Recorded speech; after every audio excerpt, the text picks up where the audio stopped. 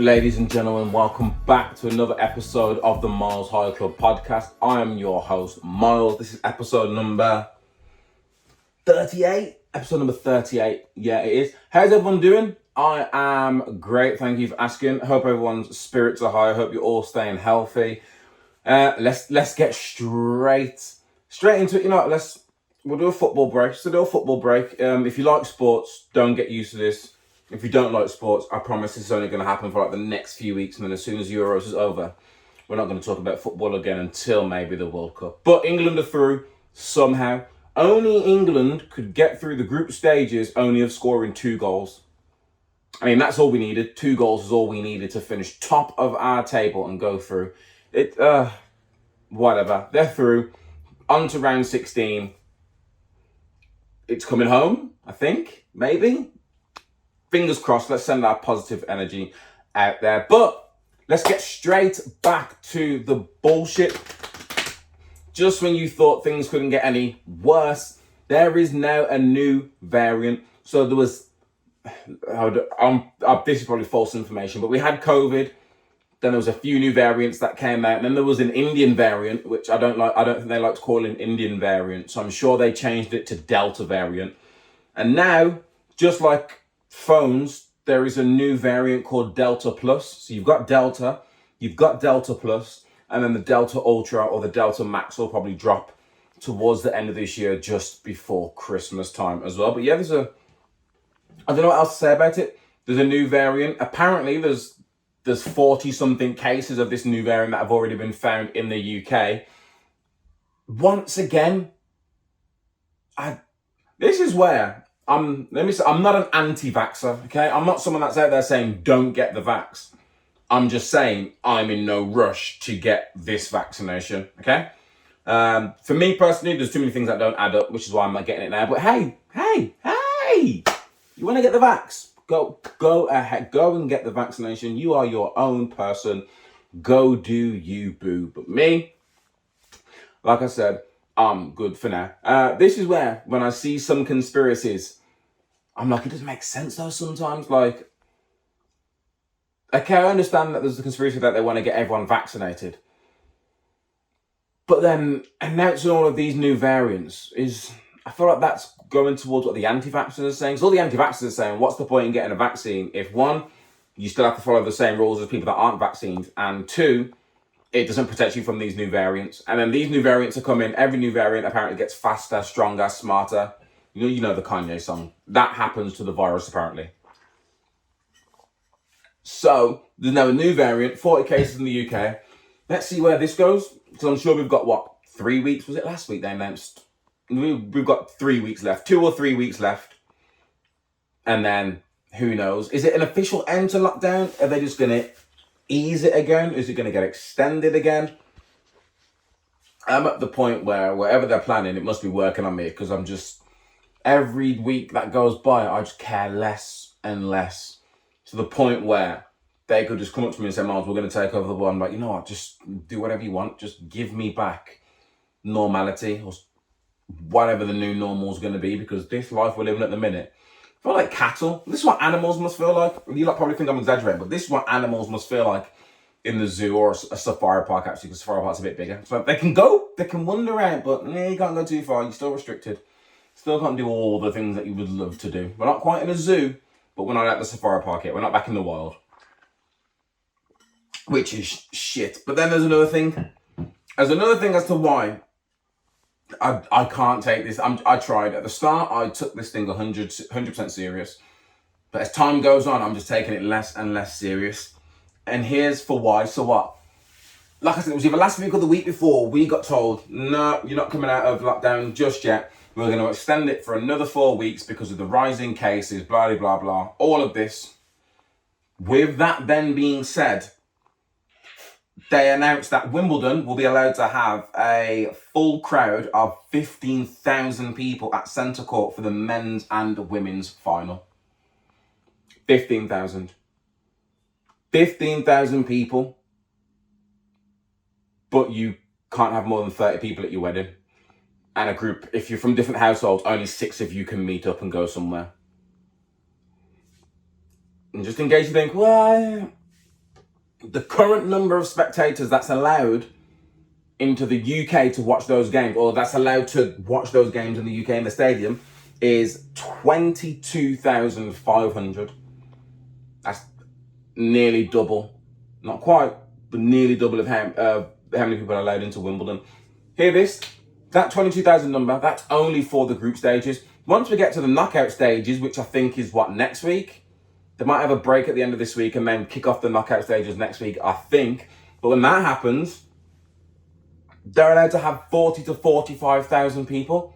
So the games in the UK being held at Wimbledon, I believe, that's a capacity, I'll write this down somewhere, that's a capacity of 90,000.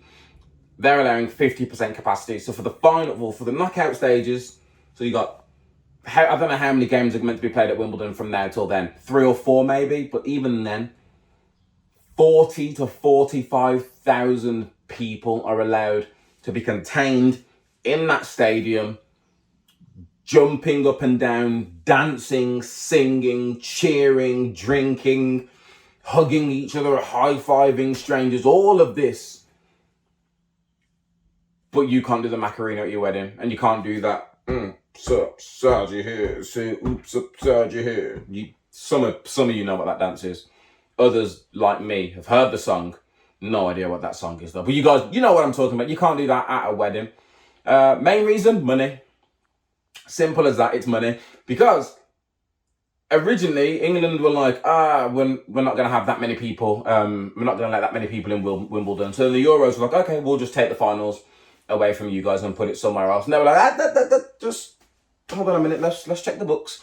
You know what? Yeah, 40,000 people, that is fine. We will accept 40,000 people. They've also got this thing called VIP guests. Now, I don't know how they determine who or who isn't a VIP guest, but what they're saying is, I'm sure it's 2,500 VIP guests will be allowed to the Euros, which, again, is just...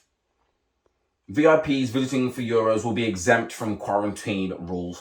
So apparently what they've been said is there's going to be these VIP people that are going to be allowed to come over, won't have to quarantine, and come watch the Euros. The caveat to that, apparently, is they don't have the lay of the land. So they can't just go wander off. How they're going to keep this, or how they're going to make sure that doesn't happen, I don't know. But people are going to be coming over here. They'll be told to go from here to the hotel, I'm guessing, and then you can leave your hotel to go to the stadium, watch the game, come back to your hotel, then leave the country again. That's what we're being told.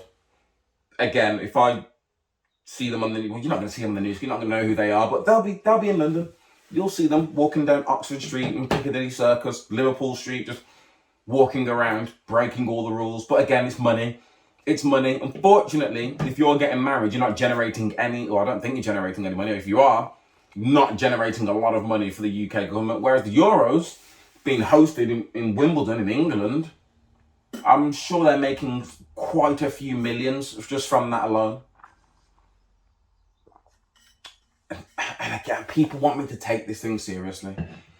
It's hard. Again, if you're listening to this, I understand there are some triggers out there, because I understand there are people out there who have been told or believe or may have actually had family members lose their life due to COVID. Sorry for your loss. Don't know what else to say. Sorry for your loss. But again, it's just my personal opinion. Again, I haven't seen any stories of anyone being completely healthy, catching it and dying. Everyone that, from what I've seen, everyone that seems to be dying from this thing seems to have underlying health issues and could have been killed by quite a few things. If they'd caught it, if they'd caught pneumonia, they would have died, but we're not getting vaccinated for that. If they caught the common cold, who could have died, but they don't force the vaccination on people for that. There is one, but they don't force it on you. I'm just saying there's a few things that someone with underlying health issues can catch and die.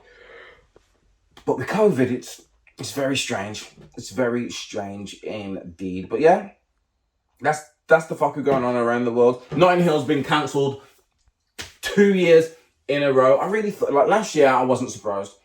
Everything got cancelled last year. The Olympics got cancelled last year. The Euros got cancelled last year. Everything was cancelled last year. So I was like, you know what? It's going to be cancelled. But this year, everything opening back up and things moving and shaking and it being outdoors, I was like, maybe, just maybe. But no, it got announced, I think it was a couple days ago, that Notting Hill Carnival has been cancelled for the second year in a row due to COVID. Now, I have seen some people making comparisons, saying things like, oh, you're allowed 40,000 people in Wembley, but Carnival's not allowed to happen. Carnival has close to 1 million people per day walking the streets of London. It's just a bit more than the 40,000 people that are going to be in that stadium. I've been Carnival. I'm not here trying to get Carnival cancelled or strengthen anyone's argument. I'm just saying there's a lot of people at Carnival, like a lot of people that make 40,000 look like a group of friends. A lot kind of people that go to Carnival over the 3 to 4 days, however long it is. It's normally Saturday to the Monday. So yeah, because they're taking COVID so seriously, I can see why it has been cancelled. But I've got my friends in London that are telling me, listen, that's just what they're saying to the public. Londoners, Carnival's going to happen one way or another. Certain areas in London is going to be going down. Whether I go down or not, who knows? I don't know why, but I feel safe at Carnival. If you're listening to this now and you're thinking, Miles, you've been Carnival. Listen, I've been many, many years. I just feel safe. I don't know why, but just walking in just like a random little ends in a little street party. Maybe not. What else happened in the news moving off COVID? Laurel Hubbard. I don't know if you guys have heard this story. Laurel Hubbard has become the first trans athlete to go to the Olympics. So Laurel Hubbard is a New Zealand weightlifter, I believe, who transitioned. I'm trying to guess off the top of my head when I've got all the information in front of me. She transitioned 8 years ago.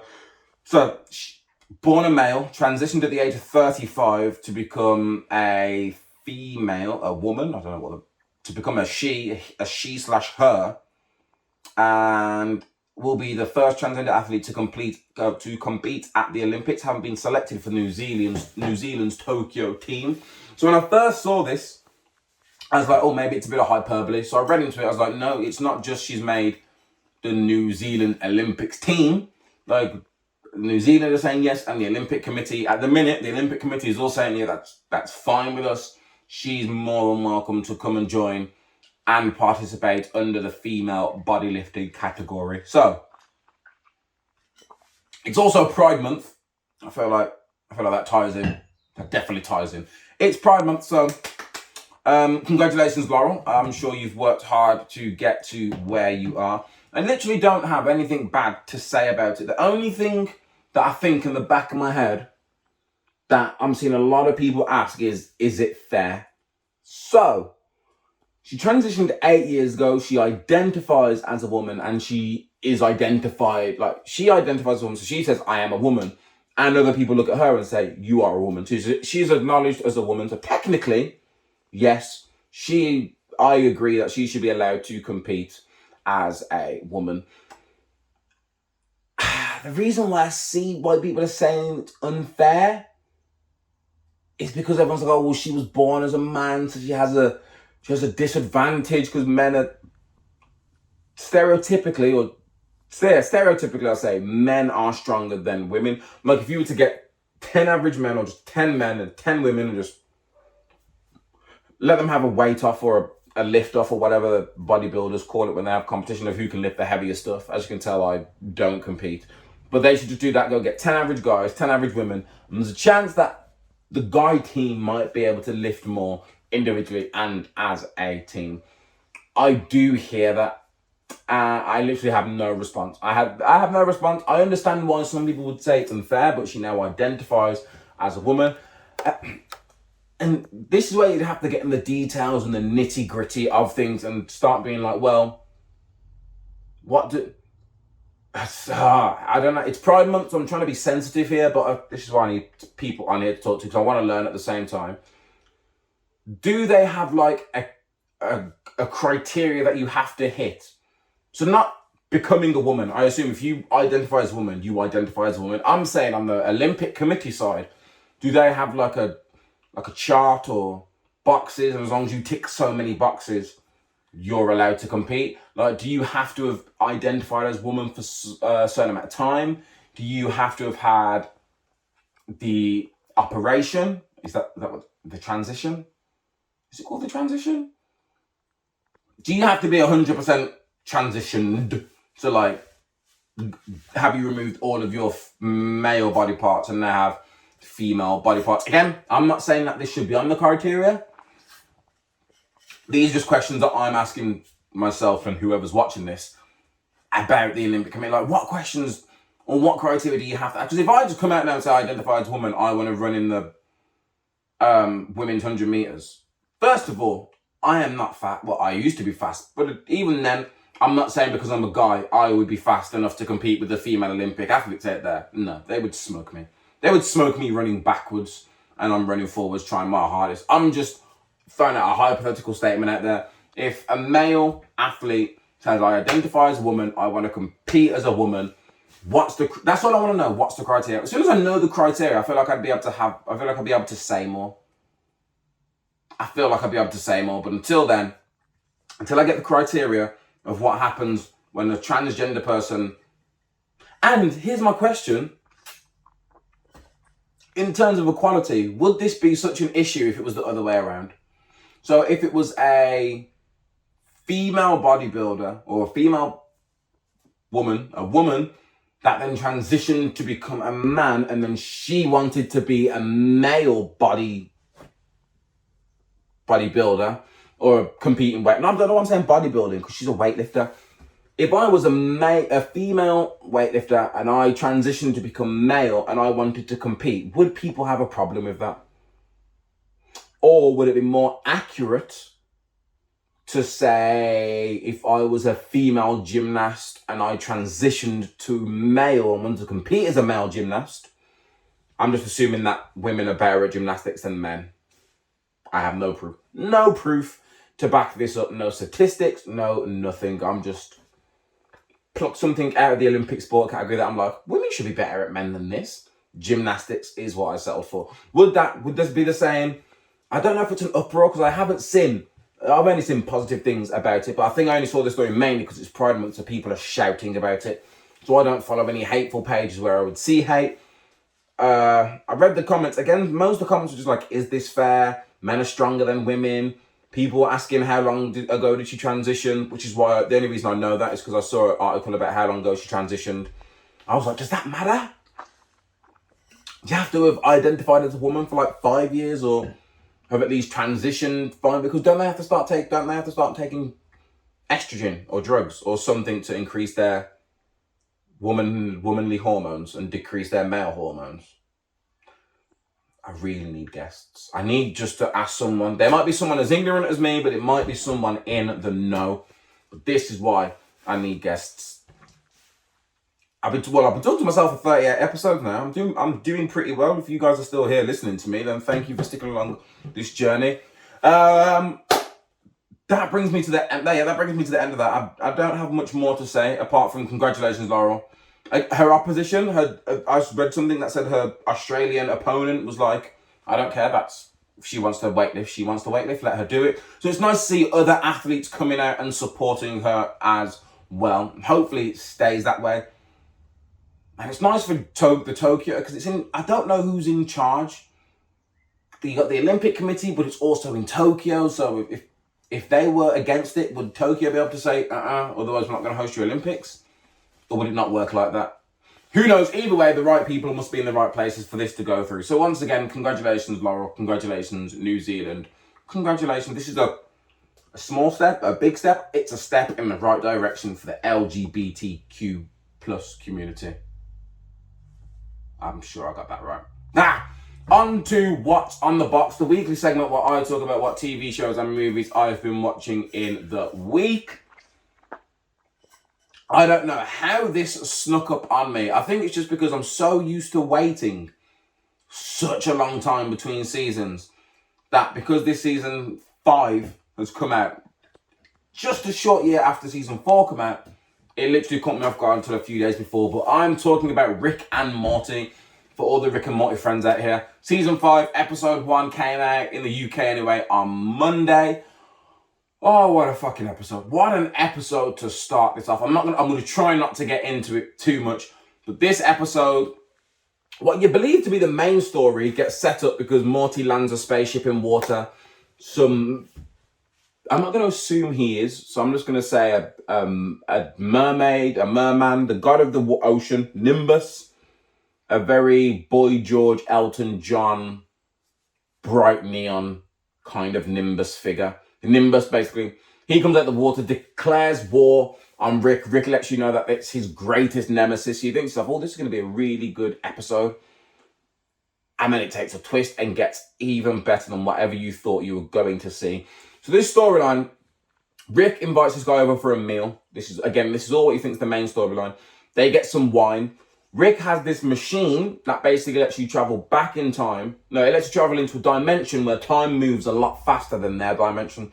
So he opens it up, puts the wine in there, and closes it. And he's like, Morty, I'm going to send you back in there a few seconds, and it will age by a few years on the other side.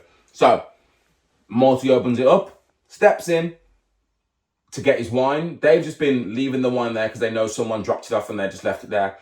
The dad or this man helps the Morty pick the wine up and carry it through. As they go through, the portal closes. Portal opens back up 5 seconds later in the Morty dimension. Dad walks back through, and obviously it's like the Narnia effect. They say this, they reference Narnia and all this. It's like a Narnia episode. So every time this portal wardrobe opens, time has vastly skipped ahead in that dimension, but in our dimension, it's tickety by as normal seconds, minutes, and hours go. So the portal was there for about 5 seconds. He goes back, finds out that like the farm has been left unattended to and it's fallen apart. His wife's died. He turns around. His son's there, fully grown. I think he says, when were you born? So obviously his son wasn't born when he left. He comes back, gets stabbed by his son for leaving him. His son's like, he's like, it wasn't my fault. It was the boy that came.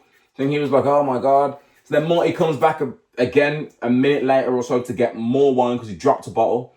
And then it's transformed. It's transformed again. Morty ends up getting into a fight with this guy who thinks Morty killed his dad. So Morty goes, gets pissed off and goes back straight away. Like Morty's gone for a second or two. Walks out. And then goes, no, F this, and walks back out. As he goes back out, the guy he fought originally turns into an old man. That old man Old man and Morty then fight. The old man's sons, this is like the third generation of kids now. The old man's sons see this happen. They come back and they're like, oh my God, we should have believed you. They then declare war on Morty, even though Morty has no idea about this. He's back in his normal dimension. They end up spending years and generations building this massive fortress around where the portal normally comes to attack Morty.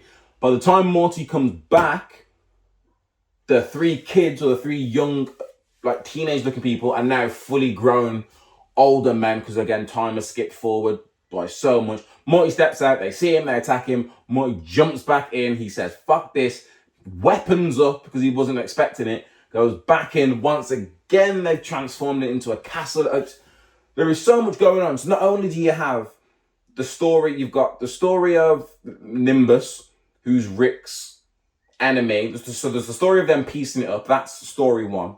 You've then got a story off that, which is Morty's mum and dad trying to get their sexual lust back and then ended up nearly having a threesome with Mr. Nimbus. So that's a story. You've also got Morty and Jessica, but it's always improper timing. So Morty's trying to have a date with Jessica while all this dimension, time travel, Narnia shit is happening, is going on. And then, so all that's going on in the background, they're all B, C, D, E stories. The main story is every time Morty goes back there. So again, he goes back, it's just a young couple.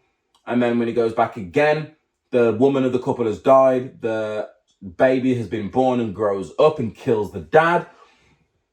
Morty comes back. He's a buff old man who then fights Morty. Morty comes straight back again. Turns out he's an old man tending to his farm, beats the old man up because the old man tries to stab him. The kids are like, oh my God, Dad, we should have believed you. Because obviously for these kids, they don't see Morty all the time. I don't think they ever saw Morty since they were born. It's just stories they heard. They end up building a fort. The fourth time he goes back. Fifth time he goes back, it's a castle. Then he drops some tech when he goes back to fuck shit up and blows up the castle. Then it's, just go and watch it. I could keep going on and on, but it's basically a Narnia thing. And every time Morty goes back, they've advanced and advanced, and their whole purpose is to destroy and kill Morty, all because the very first time he went, the dad went with him, and his son thought that their dad abandoned the family, and he was like, I told mommy I would make you pay if you ever came back. He came back, he was like, it's not my fault, it was the boy. The boy therefore being Morty, and that's literally how it turns out. There are sons growing up, they build morts, then they build castles, and then one of the great-grandchildren isn't a believer, then he joins some sort of dark cult. The dark cult then kills the king and then kills the guy that basically joined them, only to find out that what they thought was a lie actually is real. Morty comes back, fucks all the shit up, but then he drops some sort of tech gauntlet. Young kids see this happen, they get his tech gauntlet, they create their own dimension machine, they then travel into Morty's dimension to try and kill Morty. They kill him, Jessica kills him, Jessica then gets sucked back into the portal.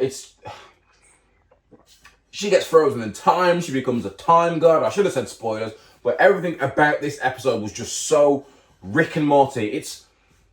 I'm not just saying it because it feels like I'm just saying it because I've only just watched it, but that's easily a top 5 episode for me.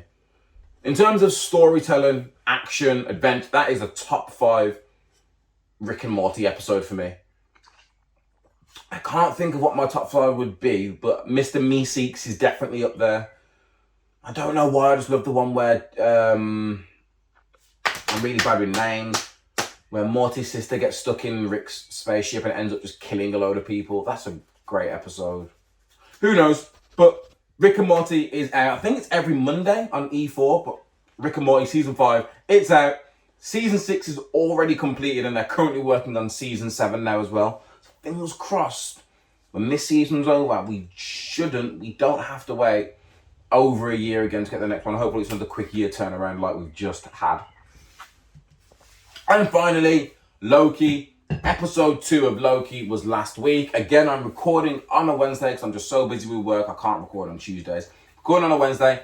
Haven't watched episode 3. I got some good advice, which was you should just record your podcast now so you've got it all out the way and then you can just sit down and chill and focus on Loki.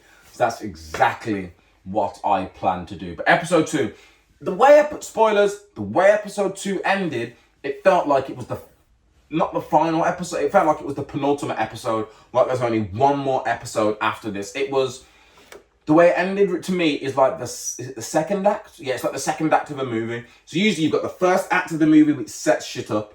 The second act of the movie is where everything fails and shit hits the fan. And then the third act of the movie is where the heroes make their plan, get together, team up and defeat whatever evil they are after. That's what this felt like. What did we get revealed? We got revealed that the variant is a Loki. We knew the variant was a Loki, but it's a female Loki. Again, I have a geeky WhatsApp group. We were talking about this. We think it's a mixture of Enchantress and Lady Loki. So Lady Loki came in the comics from Ragnarok. So in the comics, Ragnarok happens, everyone gets destroyed. Loki's soul is flying around trying to find a body, and his soul picks a female body just so he can play a prank and mess around with Thor. God of mischief, ladies and gentlemen. Enchantress is, I think she's meant to be like Loki's daughter or a creation of Loki and or Hela. And that's like one of Thor's biggest foes. And again, her name is So Lady Loki's name is Aura or Aurora, and Enchantress's name is Sylvie or Sylvia. And then in the foreign credits, it lists her character as Sylvia. So, could be Enchantress, could be Lady Loki, or because they don't always take everything from the comics exactly how they are, they might fuse those two characters together, which I can't wait. But yeah, her and Loki have a nice little back and forward when she's like, why are you doing this? And it's hard, so good watching the two Lokis go back and forward, because our Loki thinks he's the smartest and he's the origin Loki. She's like, no, you're more of me. Because he thinks she's a better version of him. And she's like, no, you're more a version of me, which is really good. I don't think she's the bad guy. First of all, I didn't think she was the bad guy from the start. But then when I watched a review on New Rockstars on YouTube, go check them out for all your geeky stuff, or your Marvel, all your geeky stuff. They pointed out that at the start of it, when you see her laying the bombs or defeating the TVA, it's playing I Need a Hero. So I need a hero. Which would lead us to believe that maybe she's not the bad guy. Maybe the TVA is the bad guy, or maybe there's something that we don't know. But yeah, this episode was all about Loki tracking down, how it helps Morbius track down the Loki variant by finding out that she's hiding in these disastrous events before things happen, so you can't pick her up, which turns out was true. They get there, they get to a Roxxon store. No, it's Roxcart, which is like a brand of Roxxon, I believe, from the Marvel comics. Also in the first Marvel game? Second Marvel game? The Miles Morales one might be Roxxon, actually. Or is it AIM? It's one of them. One of the Spider-Man games has Roxxon in there. Then, basically, the Lady Loki, what she's doing is she sets off a bunch of those time erasers or timeline eraser things and just sets off a whole bunch of bombs right at the end, which is in the sacred timeline. So apparently she's basically just bombed or nuked the sacred timeline with multiple different time bombs, which what we learned in the first episode, when you set that things off, it just wipes that whole timeline completely out. So what appeared is from when you looked at the timeline thing in the TVA, when it flashed back to it, instead of the sacred timeline disappearing, it was branching off, creating more timelines. And they mentioned multiverse and madness throughout these last 2 episodes now. But it just caused a branch off in a whole different line coming off the sacred timeline. So I'm thinking maybe she's trying to expose the TVA. Maybe she's trying to call someone out. Maybe she... there's so much I need to know. So I can't wait for episode 3. Morbius's character, again, he has a little back and forth with the judge when they go into the chambers, because he's like, I'm your favourite assistant. And they start joking about another assistant. And then when it all kicks off and Morbius runs down after Loki and he escapes, she stands up and picks up her stick thing and heads off. Is she a bad guy? Is she a good guy? I got a feeling she's going to be a bad guy. And she's like, you know what? It's got too far. I need to go out there and end this once and for all. Or maybe because she's bombed that sacred timeline, she's had to go somewhere now where they can find her. But she has the TVA door thing, so she could just go back to the TVA if she knows how to do it. Who knows? Who knows? Again, said it once, I'll say it again. It's only been 2 episodes that I've seen. Loki's by far... Is it by far? It's by far. Sorry, but it's by far my favourite of the 3 series that has come out already from these 2. And if Tom Hiddleston doesn't receive an award of some kind, Emmy, Oscar, Grammy, BET, MOBO, whatever award they give to people for acting in TV shows, he needs one of them, because my God, Loki is amazing. I'm trying not to go for the whole thing. What other good bits? I'm trying to think of what other good bits happened in it, but it was just spoke about the reveal of Lady Loki. I love the bit where they talk about what different powers they've got as well. So with Lady Loki, her power is she... I don't know what she does. It's sort of like a mind control, but she sort of passes her consciousness into others' bodies and then just takes over that body. And then as soon as she touches someone else, she can just transfer from one body to another. So who knows if the body that we see her in as the lady, if that's actually her body. Don't get me wrong, she has the costume on, so she's definitely using that body. But who knows if that's her original body or if that's what she originally looked like. One of these things that we may find out. But yeah, episode 2, so many questions. Are the TVA the good guys?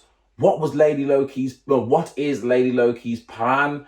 Loki followed her into the portal instead of staying with Morbius as well. So what does that mean for Loki and Morbius? What does it mean for Loki and Lady Loki? How does this involve Kang the Conqueror? I'm sure it does. I know he's been introduced apparently he's been introduced, or he's going to be in Ant-Man 3 or Ant-Man and the Wasp 3 Quantum Mania. So maybe he gets introduced in this because he was a Time Lord. So when you see those 3 Time Lords, I'm sure Kang's the middle one with the no hair and the gem in his head. I'm sure that's Kang the Conqueror. Or that's what they want you to, or that's who they want it to be in the MCU. It might not be in the actual comics, but who knows? But that brings us to an end of another episode of the Miles High Club podcast. You know what I'm going to say. Don't forget to like, share, and subscribe. Drop a comment in. Obviously, you know where to drop a comment. Drop a comment. Talk to me. Ask me a question. Let me know what you're watching. I need some things to watch. Oh, side note before I go. I was meaning to start watching Jupiter's something. What is that? It's basically the superhero program on Netflix. Is it Jupiter? See, I want to say Jupiter Ascending, but I'm sure that's the movie with Mila Kunis and Channing Tatum. Jupiter's Legacy. Jupiter's Legacy is about the first generation of superheroes, but as they pass the torch to their children, tensions are rising and the old rules no longer apply. I started watching it. I think I got about 20 minutes into it, and I can't remember why it was turned off, but it was turned off and I never got back to it. But I wanted to get back to it, and then, just like I was saying a few weeks ago in a conversation about Netflix, Jupiter's Legacy, after one season, has been cancelled. So now I'm like, is there any point in watching it? Like, do you do that? If you know a show has been cancelled, especially after a few short seasons, regardless of what the reviews are. So if someone says to you, yo, season 1 was amazing, but it's been cancelled, would you still go and watch that season? I don't want to watch it in case I do think it's really good, and then I'm like, well, now I need closure on what would have happened. But it's been cancelled. I told you about this. Netflix are just churning out show after show. It doesn't feel like they're putting much effort into it. They get one season out of it, and then they're like, meh, let's cancel it because the numbers aren't doing great. Come on, Netflix. Just give us some more documentaries. How about that? You'd save all your film and TV for next year. I know there's a lot of money involved, but save it all for next year. Really work on it. Get the script down, get the story down, get the acting down, get everything down. And while you're doing that, just give us 4 or 5 good documentaries for the rest of the year. I want some more. I'm talking Tiger King, Don't F with Cats, American Murder. What's the whatever that Las Vegas one was called? No, the Los Angeles one was called, with the guy that was just going around murdering people and then shouted out to Satan and got caught in the street. Those kind of documentaries. But yeah, I've been Miles. That's been the Miles High Club podcast. Peace.